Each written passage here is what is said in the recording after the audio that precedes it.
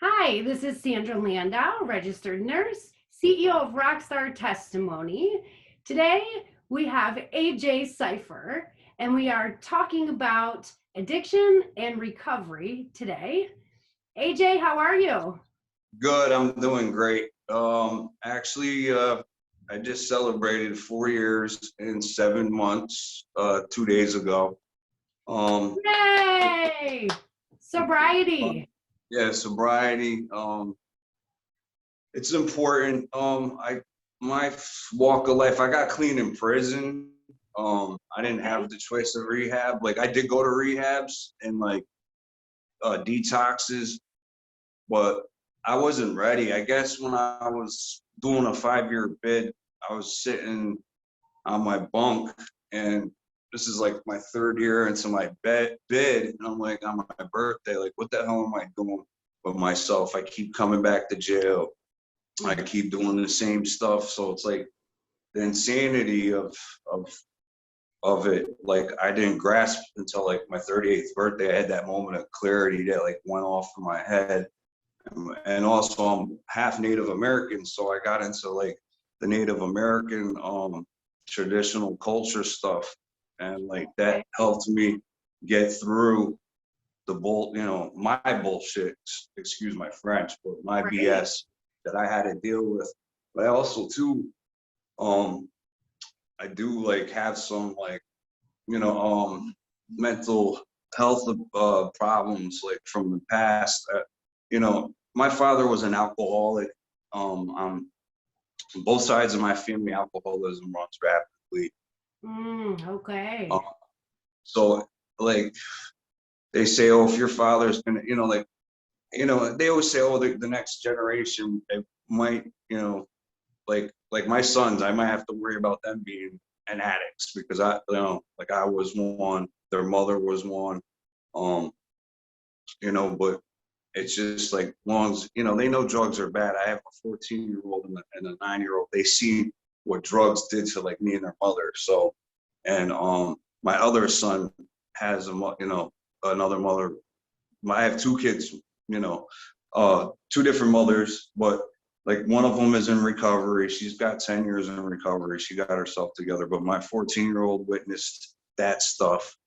Right. My 9-year-old's dealing with something else. Like he's with me most of the time, even my 14-year-old, because my ex-wife doesn't have another man. So it's like I got to be a father, and the whole reason like that they're letting me back in their lives is because they seem like I got my own place to live. I'm taking care of myself. I'm still dealing with like depression and stuff and trying to keep myself busy, but Right. as Right. a part of life, and like I always tell people in recovery too, like, and I go by this saying as well too, like, toxic people, will bring you down, misery loves company, Yeah. or, like, and like they say people, places, and things do play a big part. And like, I tell people too, like, try to take moment by moment because you don't know what might happen during that day where like everything's good right now, but like a half hour later, something might set me off, and I might get the case of the ethics and say, to hell with this, I'm gonna go relapse. Oh, But yeah. I've had a few incidences where I felt like that, but I reached out, talked to my friends. My mother's in recovery. She's been in recovery since '96. Mm-hmm. Um, so I have family like that are supportive. Um, Damn, like, like, but I mean, like, even my family, they're like, they know me all my life. They're like, for you to like have this much clean, like everybody's like happy too, like 4.5 years is a long time, for me. Yeah, that's something to be crazy proud of. I mean, you are definitely a rock star in my book, AJ. Like for real, you get the double rock star from me. Um, Yeah, and absolutely. like, and not to interrupt, but like, even like, I still, like, I get depressed where I'm like, damn, like, no one's around. But like, I also say too to like like what my grandfather told me is like, do the right things when nobody's looking too. Don't like sneak off and do something that, you know, like, because I know people during this whole pandemic, like I had friends with a lot of clean time, a lot of like relapsed. I was like, what the hell's going on? Like, dude, you had like 10 years and you relapsed. And like, I got a couple friends that, you know, they fell off, they, you know, went back to rehab, but it's like, that's part of recovery too, is relapsing. Right. But you got to learn your triggers. You got to learn what's going to set you off. Like, that's what I had to do for myself. I had to figure everything out. I had to figure out what's my triggers. Some of it's my mental health. I've been physically abused. I've been mentally abused, but, you know, by, you know, my father and my other significant other. She was very, you know, but she's sick with some other stuff. We could talk about that some other time on mental health, because it's a mental health subject. but like the depression, like that's what's been bothering me. Like, I mean, like, I don't know why I'm so depressed. I don't know if it's some of the, like, because I still take some medication, you know, for my PTSD and like my I have night terrors too. Like, I have bad nightmares. Sometimes I can't sleep, but like that's because of the trauma I've been through. And like, you know, I try not to rely on pharmaceuticals, because I've been like, even, you know, like even from like, you know, I was on a lot of like antidepressants to help get me off of like the opiates. You know, I had to do like you know, I had to take medications to get where I had to go. You know what I mean? Right. But 4 years with no opiates, no other. I mean, like, I have to take something for my seizures, but you know, but that's the only thing I rely on. So I don't have. Sorry, I'm smoking in the bathroom. But You're fine. anyways, yeah, I'm going here. But anyways, like, I mean, I have to take that seizure med. If I don't, I end up having seizures, you know, and it's like, that scares me too. Like, even being alone, you know, like if I have a seizure, but I have my mom, I got some people come by, check up on me, make sure I'm okay, you know. But Good. I think that I would like the depression thing too. I was looking into the medication. It's called Vinpat. It's for my seizures, but I'm wondering if it's causing depression, because some of those meds do cause other, you know, side effects. Right. That would be something to talk to your doctor about for sure. Well, I talked to my therapist yesterday about it, and she's like, talk to the med doctor about it, and she said it could happen, you know, like, or I mean, I haven't, knock on wood, had any seizures in a year, so because of this medication. Well, ever since they put me on this certain med, it's been working, but like I said, I don't know if like I'm having a side effect, or because I'm like, where's this, like, last 2 days, like all I did was like take a shower, eat, sleep, take a shower, eat, sleep. Didn't want to go outside. I went outside for a little bit yesterday. I took a walk, try to get some air, you know, but like, even in recovery, you gotta, like, if you just sit around and do nothing, that's like another bad thing, that demon will start knocking on your door, like, oh, you're lonely, you're by yourself, or you're feeling depressed, or, you know.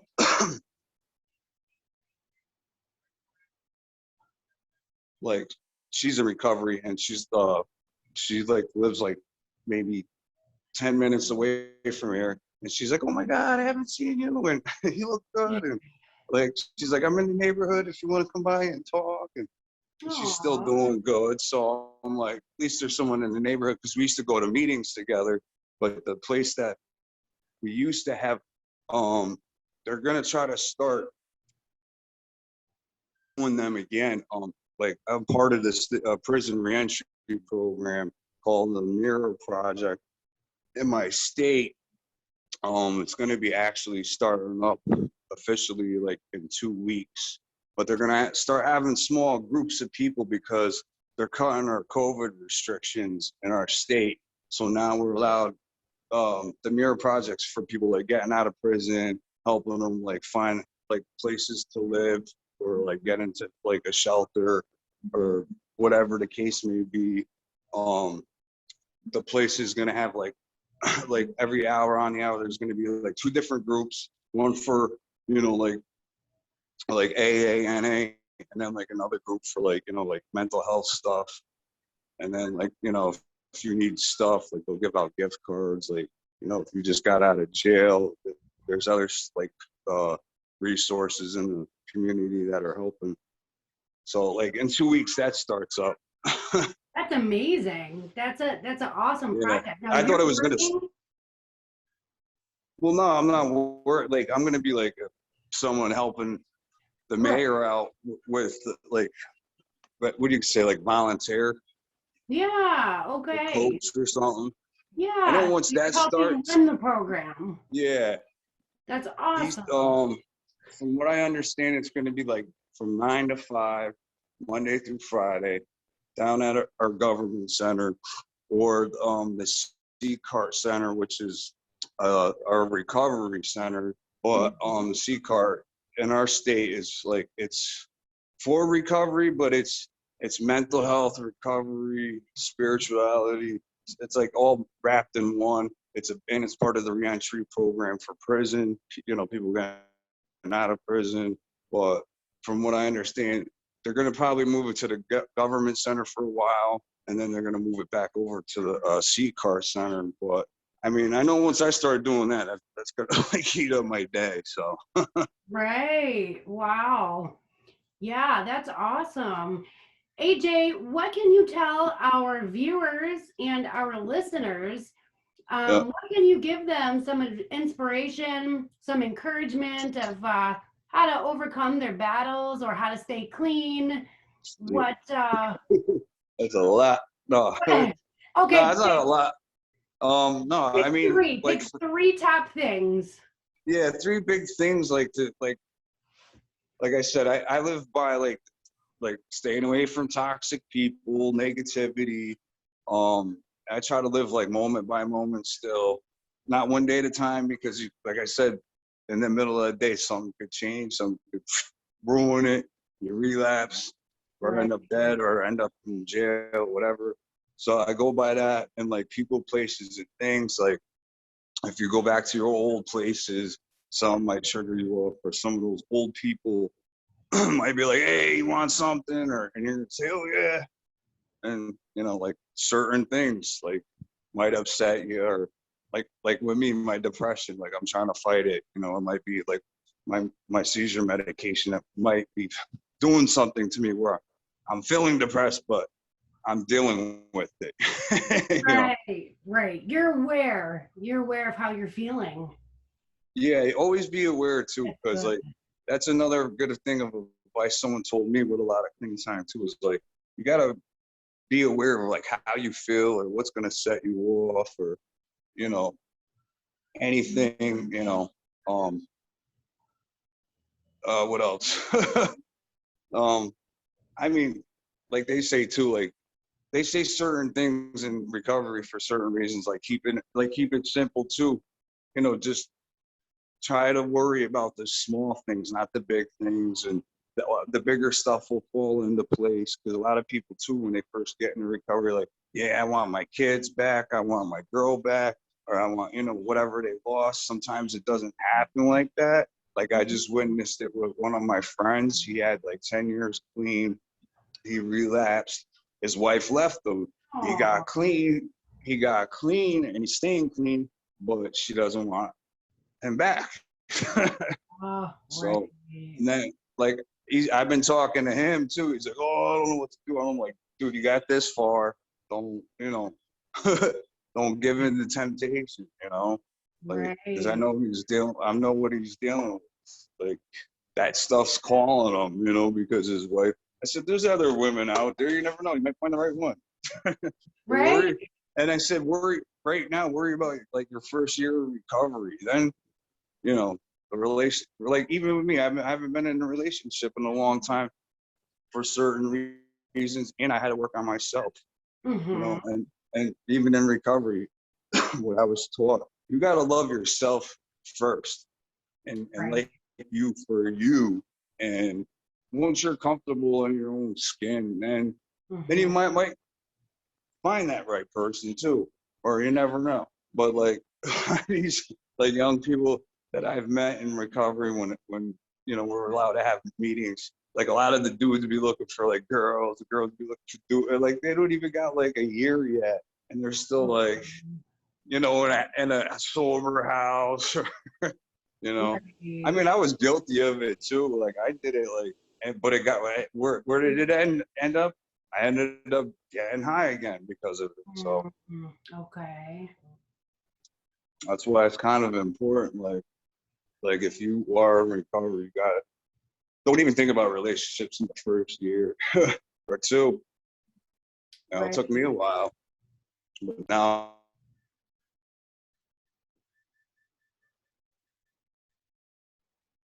Oh, you're cutting out a little bit, AJ. I lost you.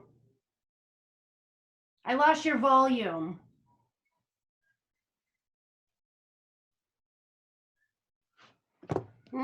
Let's see here.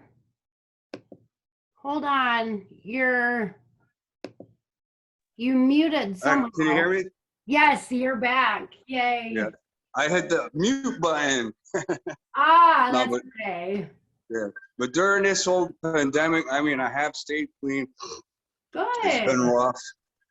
It's been rough. Like I said, you know, it's just, you know, I just take moment by moment. You know, I lost a lot of friends too during this pandemic due to overdoses and you know Mm. getting the bad news. Like even when I came home from in May it would be 3 years through it. I'll be off with paper, meaning no parole, no probation.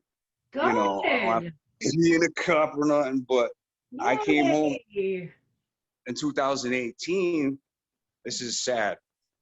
I saw my cousin. Me and my cousin were in prison. He got out before me. I'm like, stay clean, because he was, you know, into heroin and stuff. He's like, oh, I'm not touching that stuff. I'm too old. I mean, he was. He was like in his late 60s. I'm like, dude, you're in jail. Like, I shouldn't even talk, but I caught a long 5-year bid. So, but I was like, Okay. I better see you when I get home. Then, like a month and a half ago, I got the news that like when he Oh, came home, like a week later, he died in OD. oh, that's And horrible. yeah, I was like, Oh, oh shoot. And I was like, nobody's, you know, excuse me. I was kind of upset, but I yeah. knew I knew how Bobby was. Like he would stay straight, go get cleaner, go into jail, come home. But they're not, you know, this stuff they got now. It's so like people, it's bad. Yeah. And then like I just found out, like one of my other friends, he was clean for 7 years. I just found this out like 2 nights ago. He had 7 years clean. I don't know what happened. He lost like his place or something where he was living, no money. So I guess he just took his own life and Oh, killed himself. Like he OD, you know, literally OD'd himself on fentanyl because yeah. like he didn't know what to do. And I'm like, damn.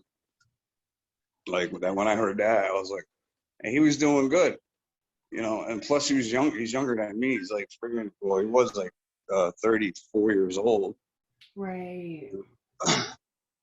Oh, so So sorry to hear that. this disease does not discriminate from anybody. You No, know. you're right. You're right. And that's what we're trying to do is we're trying to bring awareness that everyone's And fighting a battle and we're trying to bring unity with Light It Up. We're encouraging everyone to use the yeah, code yellow yeah, to know that they're not alone.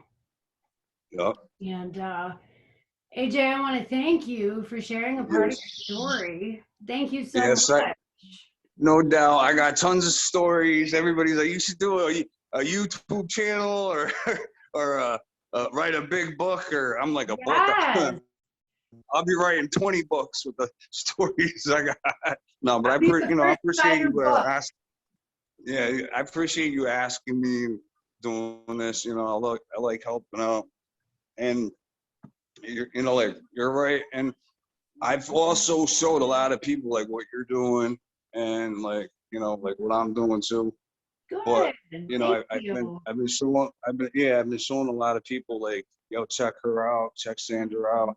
You know, like because right now, even like you go to a hospital too, like, are you trying to get help for, say, like a mental health thing, a detox thing? They're telling you kick rocks. Like, even if I have a seizure, I have a seizure, they'll give me my meds, send me home, and go see your doctor as soon as possible. Normally, they would keep you over, observe you. They're not even doing anything like that, you know, and a lot of doctors are getting pissed about that. Even with the mental health and, like, you know, even to try to get into my boy, it took my boy almost 10 months to get into rehab. Oh, this pandemic That's has a long time. really, yeah, it has really like Normally, halted mental health I got services. someone's burning something. Ah, See, when your I will have alarm's to going cut it. off? My son, yeah, this happens every fucking day at my house. Now, this is one thing I don't like about my apartment. If someone don't know how to cook, this is going off. I love it. Well, AJ, we're going to conclude. Hey, we're going to conclude our interview. That's the man crying. Whoa. This is fabulous. Yeah. Thank you right. so much. We'll talk later. I'll give you a call. I'm sorry about the rude interruption.